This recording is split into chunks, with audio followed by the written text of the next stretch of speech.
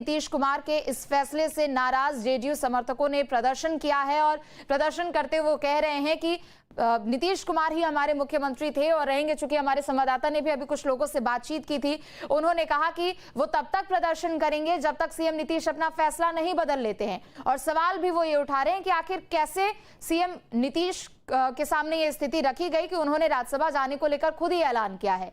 तो नीतीश कुमार के आवास के बाहर समर्थकों का जमावड़ा एक तरफ तो दूसरी तरफ हंगामा भी लोग करते हुए नजर आ रहे हैं। सीएम नीतीश के इस फैसले से जेडीयू के समर्थक नाराज हैं, जिससे वो प्रदर्शन कर रहे हैं। नीतीश कुमार के राज्यसभा जाने की खबर से समर्थक नाराज नजर आ रहे हैं। तो इस वक्त की बड़ी खबर बिहार की राजनीति से जुड़ी हुई। तो बड़ी खबर इस वक्त की आपको बता दें, जहां एक तरफ पिछले कुछ दिनों से ये चर्चा हो रही थी कि नीतीश कुमार राज्यसभा जा सकते हैं। हालांकि बीजेपी की ओर से जब नई लिस्ट जारी की गई थी तो उसमें किसी तरह का कोई समावेश या किसी भी तरह की कोई वहां पर गुंजाइश नजर नहीं आ रही थी। चूंकि आज आखिरी दिन था, आज आखिरी तिथि थी, नामों का ऐलान करना था और नामांकन भी करना था। ऐसे में नामांकन से कुछ ही घंटे पहले, कुछ ही समय पहले नीतीश कुमार की ओर से सोशल मीडिया पर ऐलान किया गया, पोस्ट किया गया। उन्होंने ट्वीट की और बताया कि वो राज्यसभा जा रहे। और इसी के साथ चर्चा ये भी तेज हो गई कि आखिर अब प्रदेश का अगला मुख्यमंत्री कौन होने वाला है। तो नीतीश कुमार ने राज्यसभा जाने का ऐलान किया। उसके बाद उन्होंने कहा कि जो भी नई सरकार होगी उसको मेरा पूरा सहयोग होगा। मैंने आपके प्रति कई बार आभार व्यक्त किया है, लेकिन जैसे ही सीएम नीतीश की ओर से इस बात का ऐलान किया गया, जेडीयू के जो समर्थक है वो उनके आवास के बाहर पहुंचे और जमकर हंगामा करने लगे। हालांकि इस बात को लेकर सुबह से ही ये चर्चा तेज हो चुकी थी कि नीतीश कुमार आज राज्यसभा जाने के लिए नामांकन कर सकते हैं, चूंकि आज नामांकन करने का आखिरी दिन है। तो ऐसे में मुख्यमंत्री नीतीश कुमार की ओर से यहां पर राज्यसभा का ऐलान किया गया। राज्यसभा जाने को लेकर चूंकि चर्चाएं भी लगातार तेज थी और पहले से ही जो समर्थक है वो यहां पर नाराज नजर आ रहे थे।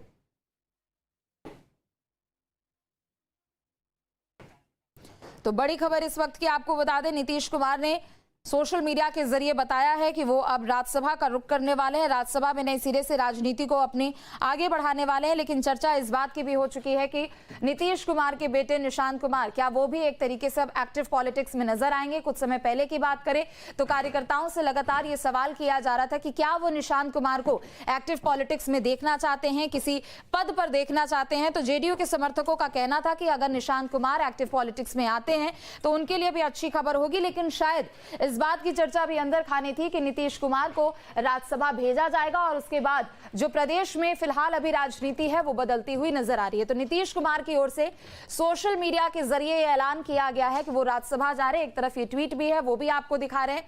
हालांकि चर्चा जरूर थी, लेकिन जितनी भी चर्चाएं थी उस पर खुद नीतीश कुमार की ओर से विराम लगा दिया गया और उन्होंने खुद ही इस बात का ऐलान भी किया है। तो बिहार के सीएम नीतीश कुमार अब राज्यसभा जाने वाले हैं।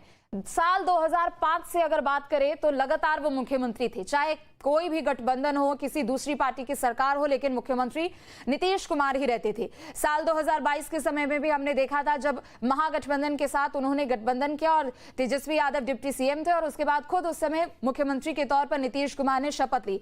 उसके बाद साल 2023 में भी हम लोगों ने ऐसी तस्वीरें देखी, जिसके बाद जाकर काफी कुछ परिस्थितियां बदली। लोकसभा चुनाव से ठीक पहले यहां पर सत्ता परिवर्तन भी होता है और उसके बाद एक बार फिर से नीतीश कुमार मुख्यमंत्री के पद पर रहते हैं, बकायदा वो शपथ लेते हुए नजर आते हैं। लेकिन जो गठबंधन की यहाँ पर रणनीति थी और जो जोड़ घटाव था सीटों को लेकर, वो जरूर यहाँ पर बदला था। साल 2024 में लोकसभा चुनाव के समय में भी हमने देखा कि बिहार की कितनी बड़ी भूमिका रही केंद्र सरकार से गठबंधन करने को लेकर। और ऐसे में अब चूंकि पिछले साल हमने देखा कि बिहार में चुनाव हुए और एक तरफ जहां एंटी इनकम्बेंसी की बात की जा रही थी, दूसरी तरफ महागठबंधन के लोग भी अपना दमखम भरते हुए नजर आ रहे थे और बार बार यही कयास लगाए जा रहे थे। और चर्चा भी इस बात की थी कि शायद इस बार प्रदेश का मुखिया बदल सकता है। लेकिन चुनाव हुए, नतीजे आए, बहुमत से पार्टी की एनडीए की सरकार वहां पर बनती है और उसके बाद एक बार फिर से प्रदेश के मुखिया के तौर पर नीतीश कुमार को ही शपथ ग्रहण कराया जाता है। लेकिन चर्चा कहीं से भी ये थमती हुई नजर नहीं आ रही थी।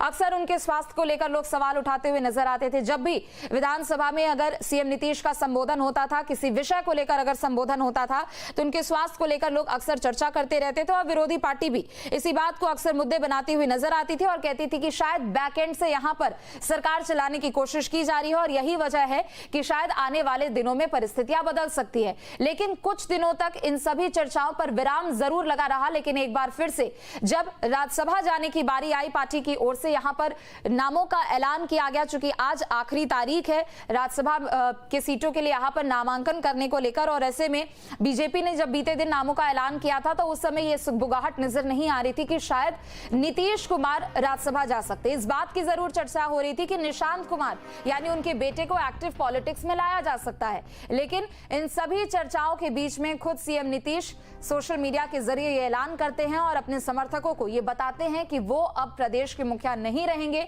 जो भी नई सरकार बनेगी उनको वो पूरा सहयोग करेंगे, लेकिन वो राज्यसभा जाने वाले। ये ट्वीट भी आपको दिखा रहे नीतीश कुमार की ओर से किया गया और उन्होंने कहा कि पिछले 2 दशक से भी अधिक समय से मैंने अपने विश्वास और समर्थन के साथ मैंने लगातार लोगों के साथ बनाए रखा है। और राज्यसभा जाने की बात उन्होंने कही। उन्होंने कहा कि जो जनता ने उनके ऊपर लगातार पिछले 2 दशक में जो भरोसा जताया है, जो विश्वास जताया है, वो उसके लिए वो हमेशा आभारी रहेंगे।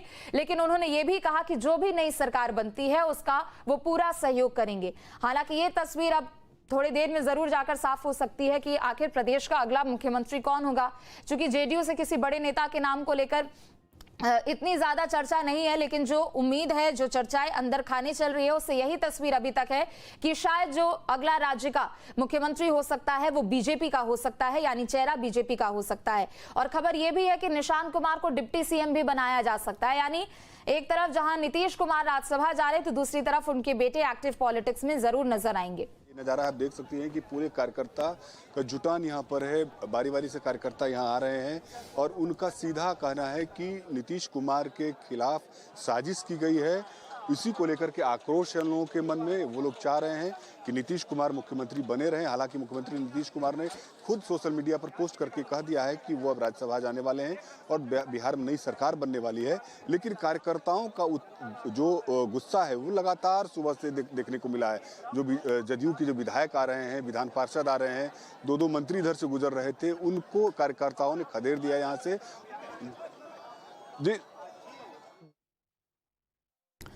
तो ये बाहर की आपको तस्वीरें दिखा रहे हैं जहां पर जेडीयू के समर्थक भी पहुंचे हुए हैं। हालांकि अभी तक जो परिस्थितियां नजर आ रही कर दिया है कि अब वो राज्यसभा जाने वाले हैं। कैसे देख रहे हैं? देखिए, नीतीश बाबू कुछ लोगों के प्रेशर में हैं, जनाब के चलते वो दबाव में हैं और नीतीश बाबू पावर में थे, अब पावर में रहेंगे।